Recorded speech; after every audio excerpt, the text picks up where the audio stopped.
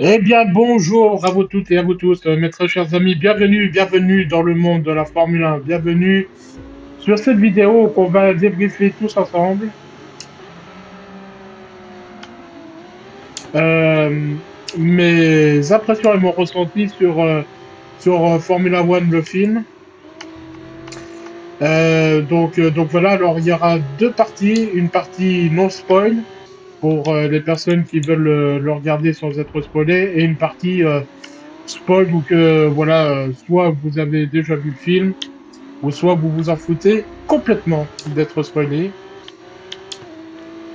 Alors, petite subtilité, hein, pour ceux qui l'ont remarqué, je joue pas en Formule 1, mais bien en Formule 2, tout simplement parce que, alors mais c'est pas un spoil, hein. La Formule 1 d'Apex Grand Prix, en fait, c'est une Formule 2 qui a été camouflée en Formule 1. Donc voilà, mais c'est sûr que s'il y a la Formule 1 et puis la Formule 1 d'Apex Grand Prix côte à côte, tu vois la différence quand même. On va dire que c'est beaucoup plus évolué. Donc voilà, alors on va commencer par la partie non spoil. Donc déjà, un chiffre, 9 sur 10. Et je l'ai vu deux fois. Voilà. Donc, pour ceux qui me connaissent, hein, je suis quand même assez cinéphile, assez exigeant, surtout si on traite un sujet que j'aime bien, qui est ni plus ni moins que le sport mécanique ou bien encore mieux la Formule 1. Donc 9 sur 10, quelques bémols quand même. Hein, donc c'est que des fois, il y a des scènes au niveau de la Formule 1 ou que pour les puristes purs et durs de Formule 1, c'est un coup à se marcher sur la tête. Mais bon, après tout, c'est un film, hein, donc on a un peu plus de liberté que dans la vraie vie. Donc voilà. La durée, je trouve que 2 heures et demie, bon, c'est bien et c'est pas bien. Je pense qu'un film en 2 heures de temps, ça sera mieux, alors que ça rebug encore. Voilà. Alors, je suis vraiment désolé, hein. C'est pas ici de mon ressort. Des fois, j'ai quelques petits bugs comme ça. Donc voilà. Et puis des fois, avec tout le respect que j'ai pour Brad Pitt, des fois Brad Pitt, il fait. T'as l'impression qu'il surjoue un poil de trop par rapport au contexte de la scène. Donc voilà, mais à part ça, il y a quasiment rien à redire, il y a que des compliments, notamment sur l'aspect visuel où on a une telle impression de vitesse dans ce film que des fois tu as l'impression que t'es dedans, quoi. Hein. Surtout vers la fin du film où ils sont à Abu Dhabi. Il y a des angles de caméra où que c'est la première fois que j'en vois et c'est juste ouf. Ils ont vraiment bien bossé. Donc voilà. Que dire de la bande sonore? Alors, pareil, la bande sonore, j'ai toujours un peu de crainte, hein, par rapport au film de sport mécanique parce que, par exemple, dans Drive to Survive, que ce soit n'importe quelle saison que vous prenez, vous avez toujours des bruits de V8 voire même V10, alors que ce sont des moteurs V6 turbo. Alors c'est sûr, hein, les moteurs V6 turbo, ça fait plus tellement de bruit par rapport au V8 et au V10. Mais après, faut quand même assumer. Mais là, pas du tout. C'est vraiment les vraies bandes sonores des moteurs.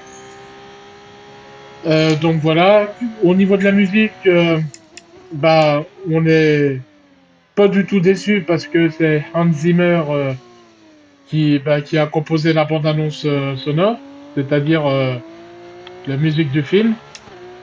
Et c'est vrai que dans une bande sono, quand vous êtes au cinéma, la musique, c'est juste magique, hein.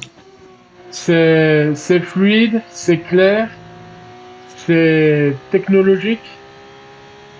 Enfin, je sais pas comment vous le décrire, mais je pense que pour ceux qui ont vu le film, eh ben, ça parle, ce que je viens de dire. Mais ça va tellement bien avec le thème de la Formule 1. Enfin bref, c'est du Hans Zimmer tout craché. Donc voilà. Il y a pas mal de références historiques, de près ou de loin, à l'histoire de la Formule 1. Ça se voit que ce sont des personnes qui ont du respect pour la Formule 1. Parce que par rapport à l'histoire générale, eh ben, ça peut être très réel, quoi, hein, comme contexte. Mais surtout, voilà, il y a des événements où que, voilà, je vous en dirai un peu plus dans la partie spoil. Mais il y a des événements de la Formule 1 qui se sont vraiment passés, puis qu'ils ont pas du tout chié sur ça, quoi. Donc, c'est tip top. C'est vraiment tip top, et puis ça rend bien hommage à la Formule 1. Après, voilà, j'en parlerai encore une fois dans la partie spoil. Mais ça se voit que, quelque part, il y a Lewis Hamilton qui était aux manettes, notamment vers la fin du film. Je vous en dirai pas plus pour l'instant. Et puis que, voilà, c'était Lewis Hamilton plus Mercedes, hein. Euh, Ça se voit que Mercedes est beaucoup plus à l'écran que les autres écuries. Et puis voilà, quoi, hein. Alors aussi, ce que j'ai trouvé ça hyper bien, c'est qu'ils ont réussi à mêler la fiction à la réalité. Tu vois les pilotes de Formule 1, les directeurs techniques, notamment Gunther Steiner, hein, qui est devenu, malgré lui, un personnage clé de la Formule 1 moderne, hein, surtout à Drive to Survive.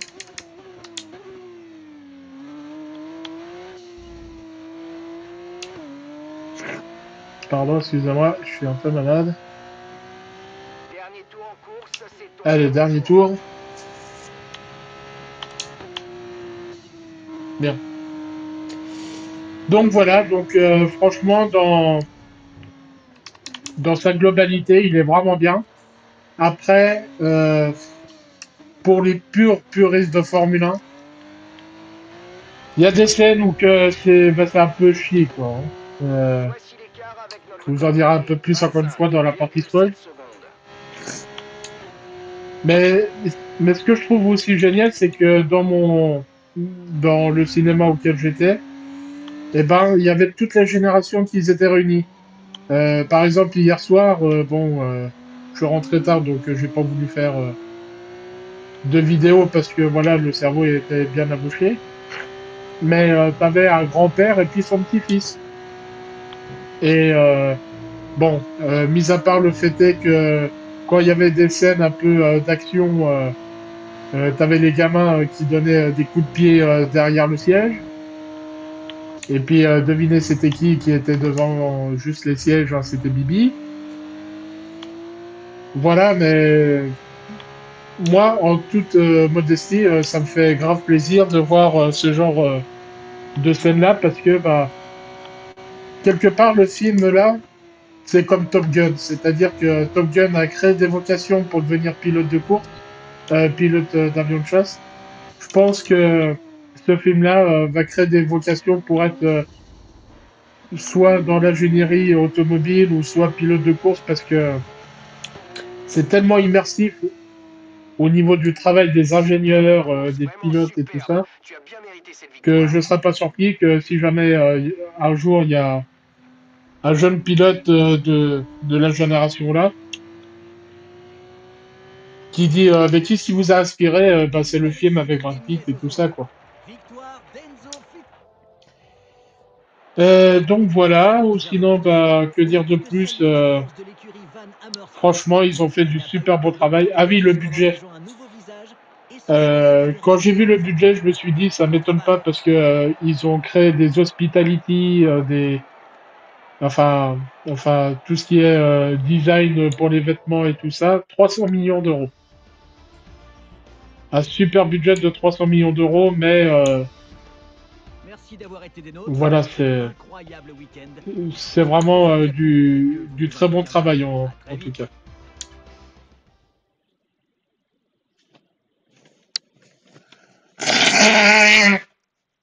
Excusez-moi. Donc voilà, maintenant, si vous le voulez bien, on va partir sur la partie Nous sommes samedi. Il spoil, suffit que nous nous préparons pour l'épreuve de Formule 2 ici à parce Spa. qu'il y a beaucoup de choses à Soyons dire et on est sous la tous les pluie. derniers préparatifs pour le départ d'une Allez, course qui c'est promet parti pour d'être la partie spoil. impressionnante.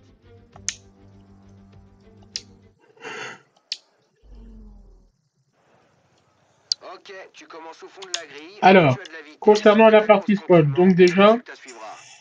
le film commence sur une scène, alors on sait pas trop le pourquoi du comment, mais ça commence par une scène où on est face à l'océan, et puis d'un seul coup, t'as un peu l'image qui se brouille, et que tu te retrouves dans la peau d'un pilote vintage des années 90 avec ni plus ni moins qu'Ayrton Senna. On se bataillait pour Ayrton Senna pour avoir la première place. Et puis d'un seul coup, il y a un accident. Voilà, on n'en sait pas plus.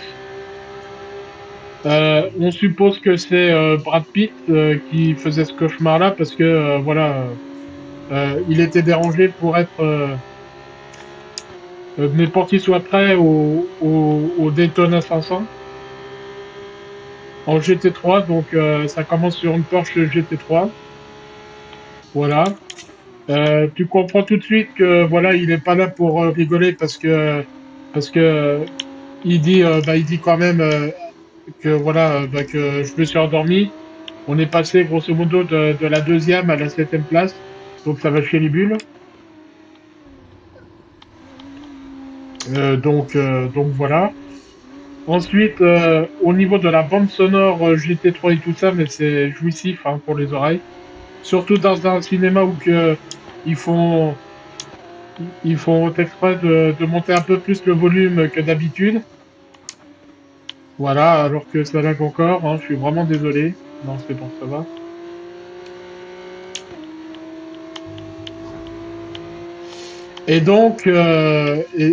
Voilà, la caméra embarquée, elle est vraiment ultra immersive. Donc voilà, ça dure moins de 5 minutes. Et puis donc il passe le relais et puis il dit quelque chose du style si jamais, tu me réveilles que si jamais on perd. Voilà. Tu te dis bon, ok, c'est peut-être sa manière de fonctionner, hein. Donc voilà.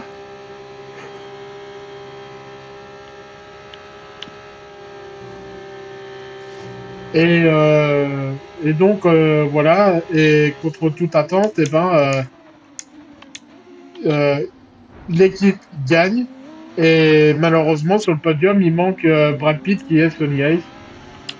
Et qui dit grosso modo, je veux pas toucher la coupe parce que ça porte malheur ou tout ça. Donc c'est un gars assez superstitieux quand même.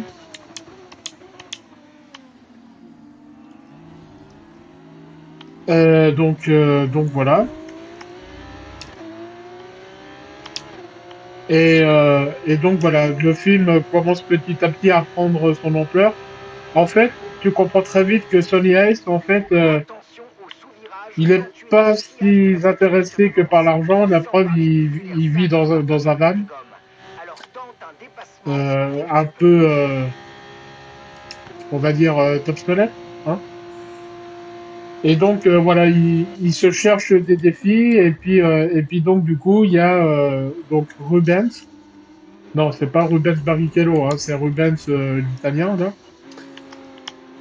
là, qui vient voir parce qu'en fait ils étaient d'anciens coéquipiers dans les années 90 pour Camel. Donc Camel c'est Lotus hein, à l'époque. Et donc, il dit grosso modo, voilà, je suis grave dans la merde, j'ai moins 350 millions de trésorerie et que si jamais on gagne pas une course avant la fin de la saison, et ben l'équipe est à vendre, hein. Voilà. Et puis donc voilà, le film commence et tout de suite on est vraiment dans le bain au niveau des essais où que t'as la musique d'Hans Zimmer qui fonctionne et le générique, je vous jure que c'est vrai, le générique c'est un copier-coller de Top Gun dans les années 80, c'est-à-dire que enfin dans Top Gun t'avais les avions de chasse, t'avais la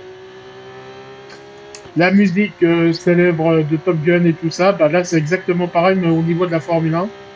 D'un côté tu vois une Formule 1 à Silverstone qui fait les essais, et de l'autre côté bah tu vois tous les ingénieurs avec les écrans de données et tout ça, et franchement ça colle super bien. La thématique avec ce plan-là, ça marche super bien.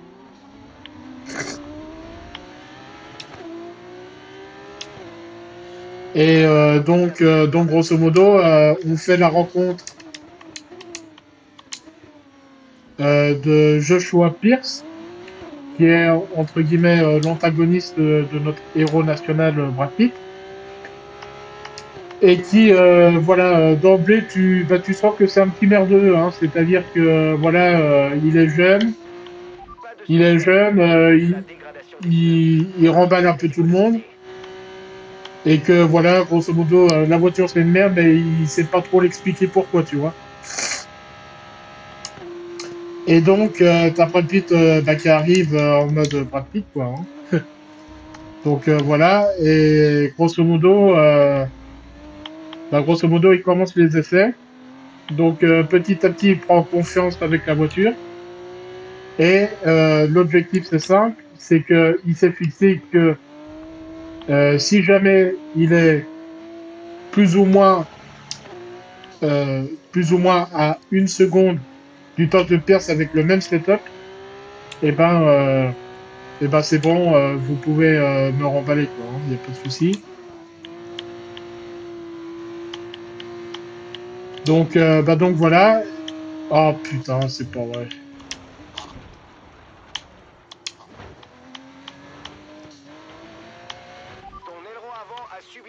Ah, ça m'énerve ces lags.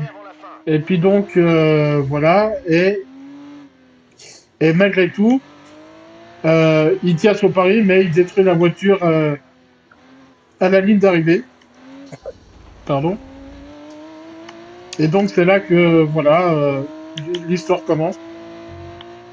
Ça commence par le rempli de Silverstone, donc c'est pour ça que je fais un parallèle avec le film et puis là en ce moment. Donc Silverstone, où que voilà, bah Brad Pitt, hein, Sonny Hayes, c'est vraiment un dur de la vieille, quoi. Enfin, c'est la vieille génération, quoi, tout simplement. Parce que bah il dit les choses sans détour. Il rend pas la tâche facile pour le jeune. Et puis si jamais il y a quelque chose à dire, il le dit, quoi. Hein.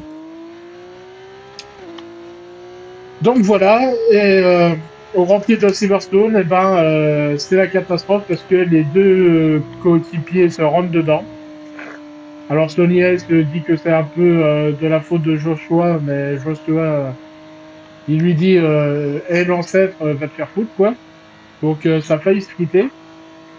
Et ça montre aussi l'ego des vrais pilotes, hein, de course, ou que ils ont un ego démesuré, qui peut se comprendre évidemment. Mais surtout, par rapport à cette scène-là, tu vois que, en tout cas c'est ce qui ressort du film, hein, que la jeune génération est fausse, c'est un faux cul, voilà. Tout simplement parce que lorsque Brad Pitt et puis Joshua se disputent, et t'as les journalistes au loin et puis qui prennent des photos. Et Joshua, il dit, enfin, c'est pas qu'il dit, il fait la pause, quelle course là, et puis il sourit comme un demeuré, quoi. Et Brad Pitt lui dit grosso modo, mais tu crois que c'est ça être pilote de course? Tu crois que ces personnes-là ont du respect pour toi? Enfin bref, etc.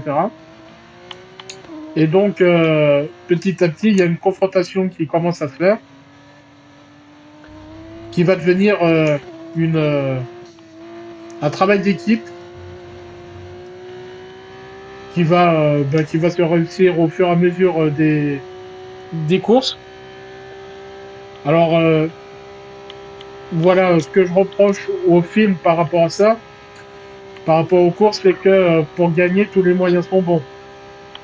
Et, et si jamais tu fais ça dans la vraie vie, je pense pas que l'écurie va te garder. Hein. Du style, voilà, je fais déployer 3 safety cars, je casse 4 ailerons pour que la safety car puisse venir. Comme ça, Joshua, bah, il remonte petit à petit les concurrents, tu vois, etc., etc. Pardon. Ah, ça doit être la clip, ça. Et donc voilà, les courses s'enchaînent. Voilà, au niveau du développement technique, eh ben, c'est grâce à Brad Pitt que voilà, l'écurie commence à gagner des points. Très important les points hein, en Formule 1 parce que plus t'as de points, plus t'as de récompenses au niveau des millions, quoi. Un peu comme des actionnaires avec les dividendes. Donc là, c'est exactement pareil. Et on arrive au circuit de Monza.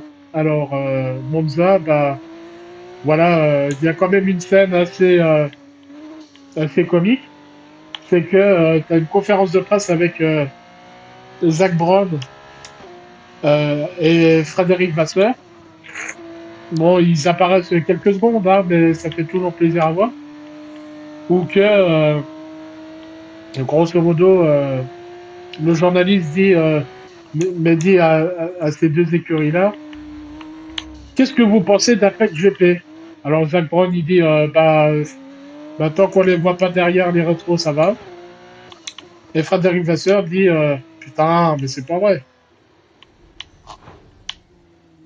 Et Frédéric Vasseur dit, je suis vraiment désolé, que voilà, ils sont rien du tout pour moi, quoi.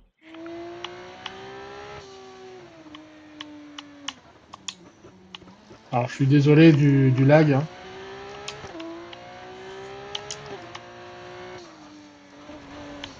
Ça, c'est moi. Donc, voilà. Et puis, il y a le Grand Prix de Monza. Et puis, la course se passe plutôt bien. Avec des techniques un peu farfeleuses. Hein, enfin, ouais. Et, euh, et donc, à un moment donné, tu as la pluie qui arrive. Et tu as Brad Pitt qui dit à Joshua ne dépasse pas Max Verstappen après la Parabolica. Donc Joshua, évidemment, c'est lui le plus fort et tout ça, il voit une ouverture, et ben il tente quand même cet abruti-là, et puis il fait un vol plané vers, vers la forêt, quoi. Hein. Et tu as la Formule 1 qui prend feu. Ah Désolé, pardon. Donc voilà, c'est vraiment un clin d'œil à deux événements qui se sont vraiment passés. D'une part, le tremplin d'une Formula 3 il y a quelques années en arrière à Monza, justement, à la Parabolica. Et puis forcément, au niveau de la Formule 1 qui prend feu, on passe tout de suite à Romain Grosjean. Donc voilà, et puis aux années 70. Mais surtout dans l'hôpital, on fait bien un zoom de la main gauche de Joshua qui est complètement rôti, quoi. Et donc, c'est une référence directe à, ouais, à Romain Grosjean. Donc voilà. Tout de suite après, bah, forcément, il est mis de côté pour quelques courses.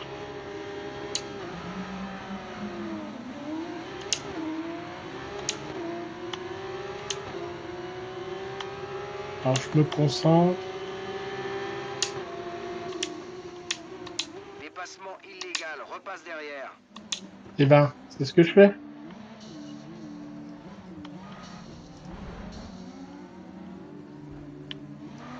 Bon, c'est pas grave. Donc voilà. Et grosso modo, t'as le manager de Joshua qui est nul autre que son cousin, qui commence à lui dire grosso modo Sonny Ace, c'est le chouchou, toi t'es plus rien, machin et tout. Alors qu'en fait, c'est pas du tout vrai. Hein.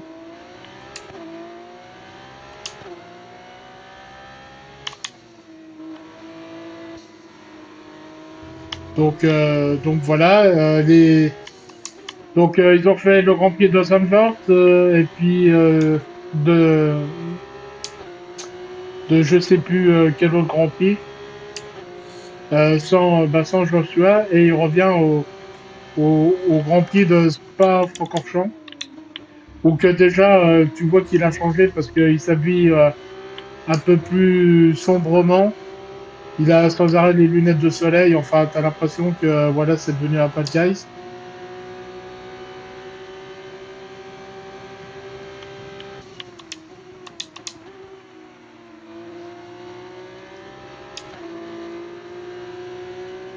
Alors, désolé hein, si je parle pas, je me concentre un peu quand même. Donc voilà, et puis au Grand Prix de Spa, justement, bah, il fait sortir Brad Pitt. Putain, mais la IA de mes deux, là, dégage.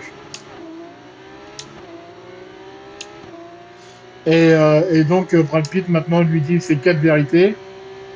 Donc, voilà, mais j'ai bien aimé cette scène, hein, parce que ça fait du bien quand même. Et donc, voilà. Et on arrive au Grand Prix de Las Vegas. Alors, ce que je vous ai pas dit, c'est que, voilà, dans le film, il y a un actionnaire, un peu comme dans la vraie vie, finalement, un actionnaire qui est bourré de thunes et qui s'y connaît absolument rien à la Formule 1. Donc du coup, quand Brad Pitt le remballe un peu, il se vexe un peu. Et puis surtout, cet actionnaire-là a pris Brad Pitt en espérant qu'il allait tout faire capoter. Alors que c'est exactement l'inverse que ça se produit, quoi. Et donc du coup, on saura par la suite, mais que c'est lui qui a fait des faux documents pour que l'équipe euh,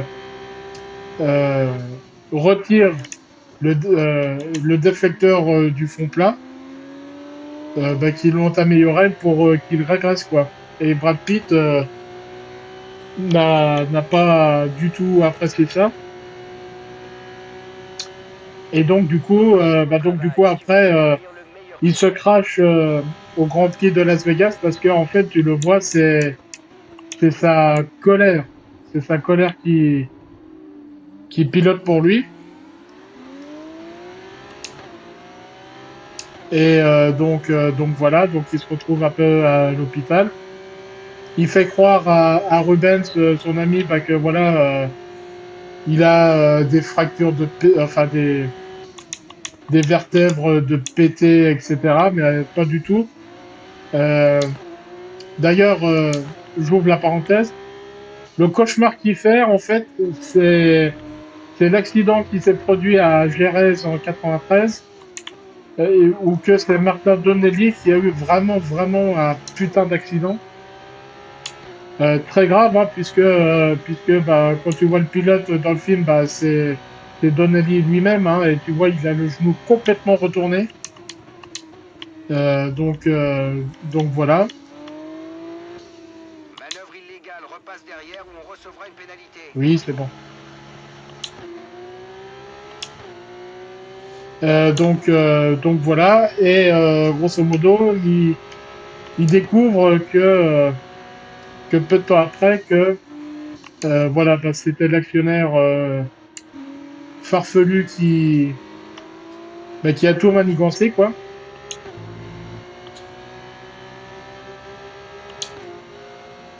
Et puis voilà, quoi, hein. Et on arrive au Grand Prix d'Abu Dhabi, donc il manque toujours cette victoire Impeccable. Très belle manœuvre.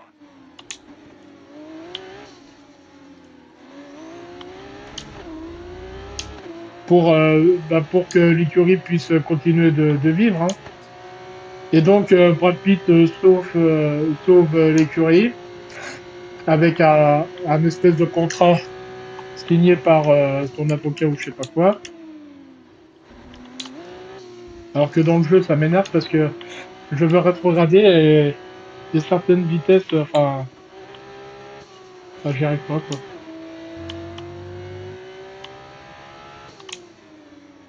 Comme là, par exemple. Bon, c'est bizarre. Et donc voilà, alors après je vous fais très court. Euh, Par des méthodes plus ou moins légales, et ben ils arrivent malgré tout à gagner la course, et puis voilà. Ça se termine plus ou moins comme ça. Et puis t'as Brad Pitt qui se lance dans des nouveaux défis. Alors chose que je vous ai pas dit aussi, c'est que il y a eu aussi un autre clin d'œil où que dans le film, eh ben il y a une, une directrice technique, une team manager, qui est une femme, et justement, cette année, il y a vraiment une femme Aileron avant qui a avec été une bonne garde. manager Ça devrait pouvoir éviter un arrêt avant la sur, fin.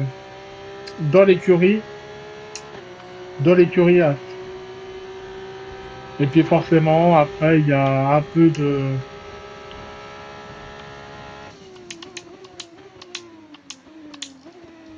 Voilà, je comprends pas. Donc il y a un peu de l'eau de rose, hein, forcément, c'est Brad Pitt, etc., etc. Mais c'est vrai que sa condition physique à Brad Pitt, je suis quand même assez impressionné. Hormis qu'il est un beau gosse, hein, ça tout le monde le sait, mais à plus de 60 ans, il a toujours des abdos ciselés,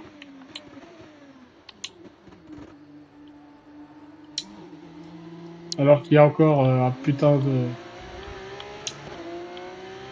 Voilà, ça bug encore, putain, ça me saoule. Bon, je vais le laisser un peu mouliner, hein. Donc voilà, et ouais, c'est vraiment un très beau film à regarder tous en famille. Même pour ceux qui s'y connaissent pas trop à la Formule 1, tout est expliqué. C'est vraiment super cool.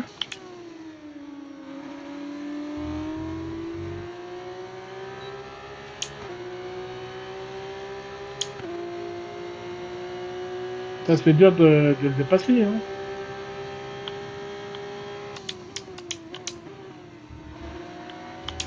Alors, je vais me concentrer un peu parce que j'aimerais bien finir premier.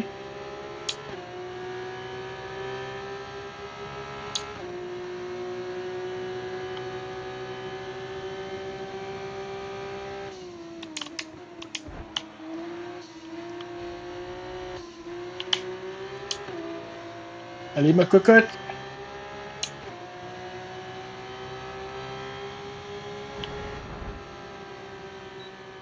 J'ai voulu faire une Sony Bienvenue Ice, sur tu la bonne sais. place sur le chemin du retour. Donc voilà, non mais franchement, c'est un très beau film que je vous recommande vraiment les yeux fermés. Et puis voilà, hein, tout simplement. Il faut Tout croire qu'il ne simplement. se prénomme pas Victor pour rien. Il y a quand même Une course une très bonne morale dans formidable, l'histoire, c'est que une victoire bien méritée. on dit toujours que les vieux, ça râle toujours, etc. Mais en fait, pas du tout. Et c'est là que tu te rends compte qu'il y a vraiment un delta de génération, dans le film en tout cas, Incroyable entre ce que les cette vieux automobile pilotes nous a d'il y a prometté. 30 ans et puis les Encore pilotes bravo. d'aujourd'hui. Et je pense que Lewis Hamilton voulait, entre autres, marquer ce point de vue-là, par rapport à son point de vue. Mais surtout aussi, Attention, on peut commencer. alors j'en ai pas trop parlé Maintenant, justement, le mais tour est... au Grand Prix d'Abu Dhabi, je pense qu'il a vraiment voulu se revenger de 2021 parce qu'il y a à peu près le même scénario, sauf que là, il y a eu drapeau rouge et puis nouveau départ, etc., etc.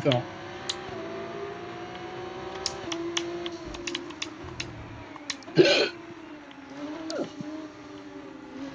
nous a infligé Pardon, une désolé. pénalité qui sera déduite de notre temps à la fin de la course. Allez, là, bouge ta caisse.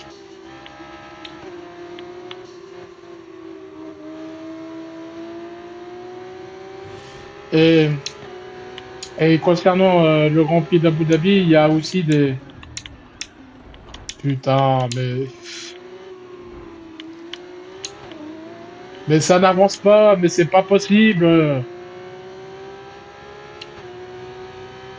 Oui, donc je disais que, ouais, au niveau des angles de caméra, là vraiment pour le Grand Prix d'Abu Dhabi, ils ont vraiment mis le paquet, quoi, hein. En termes de technicité, ça se voit que ils ont ils ont utilisé à un moment donné le drone le plus rapide du monde pour faire euh, pour faire croire que Sony S est en train de voler, il ne conduit pas, il vole.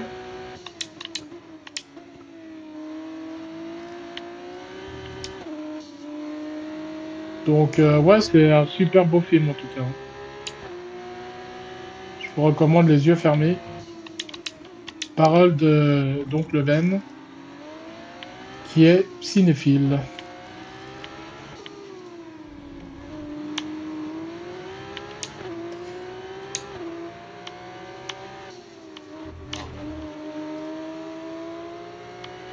D'ailleurs, ce n'est pas un hasard aussi que j'ai revu deux fois.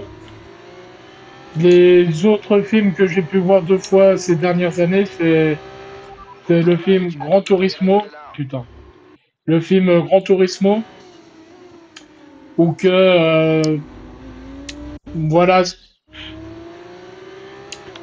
ce n'est pas le même scénario, ce n'est pas le même réalisateur et tout ça, mais ça vaut quand même son pesant d'or, hein, Grand Turismo.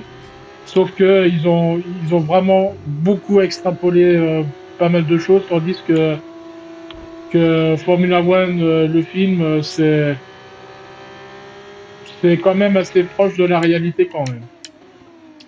Et puis le film Oppenheimer, où que c'est la naissance de la bombe atomique, tout simplement. Donc voilà. Mais c'est vrai que ça fait pas mal de temps que j'ai pas été de nouveau au Tu vois cinéma ce et virage quand tu suis la et voiture de le devant cinéma, ça freine. n'a strictement rien à Évite le voir dépassement à la moindre occasion. Fonce. avec chez nous, hein. C'est-à-dire, t'as un immense écran, t'as le son, un son spatial en plus. Ouais, c'est vraiment hyper cool.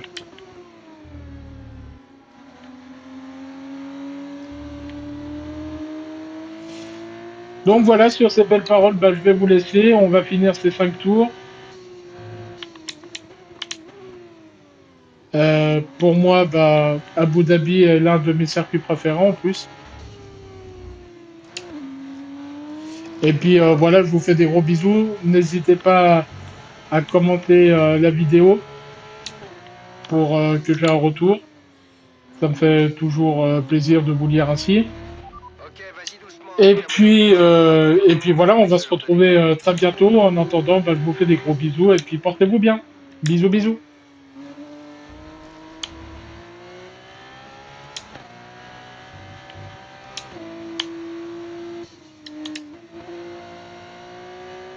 J'aurais dû mettre un peu plus d'appui quand même.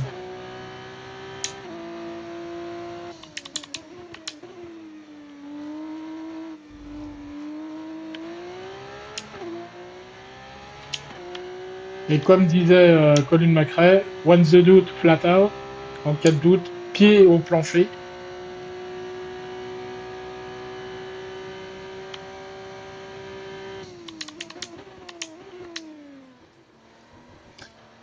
Ouais. J'ai voulu passer une vitesse, mais ça n'a pas fonctionné.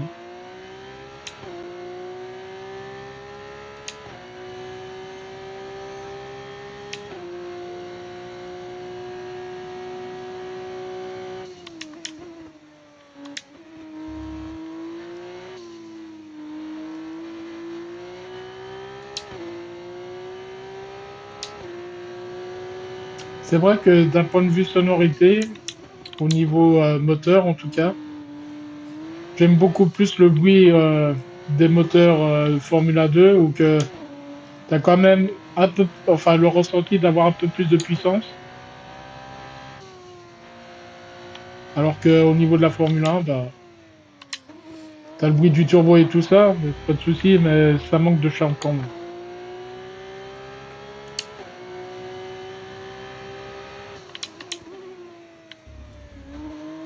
Merde, il vibre là.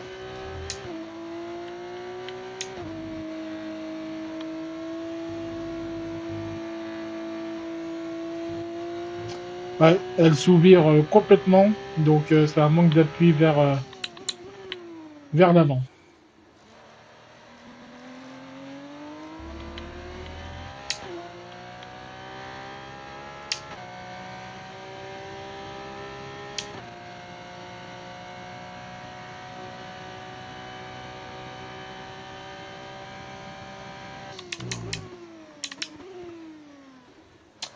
Putain, pourquoi ça veut pas rétrograder, bordel de merde?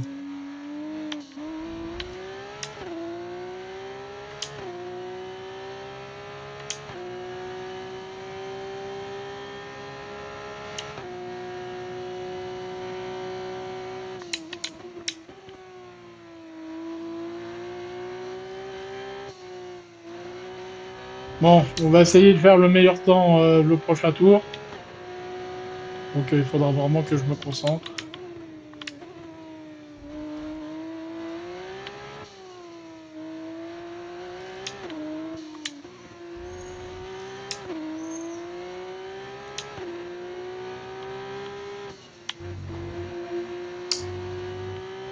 La petite touchette qu'il fallait pas faire. Dernier tour, on lâche rien. Exactement. Putain, mais je vais vouloir rétrograder encore une fois, et puis ça veut pas.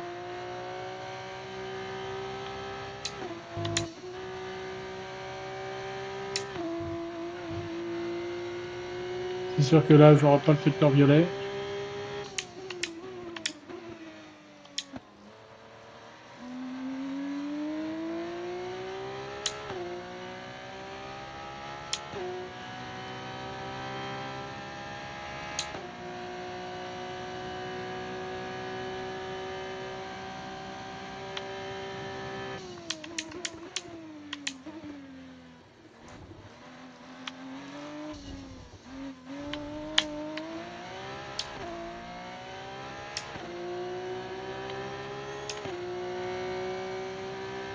Alors, est-ce que ça va être secteur violet?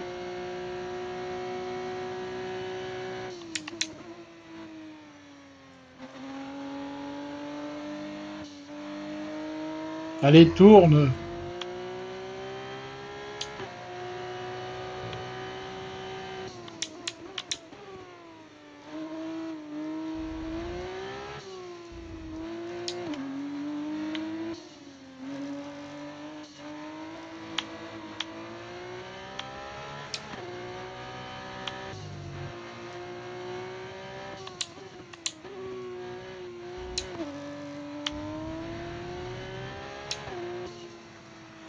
Eh non, j'ai pas réussi. Ah, j'ai pas Vraiment réussi. superbe. Tu Putain. as bien mérité cette victoire. Bon, dans tous les cas, je suis premier. Et voilà. C'est tout ce qu'il faut retenir. Il n'a laissé que des miettes aux autres. Victoire d'Enzo Fittipaldi. Alors que les pilotes s'avancent. Allez, sur ce, je vous fais des gros bisous, portez-vous bien et prenez bien soin de vous. Bisous, bisous.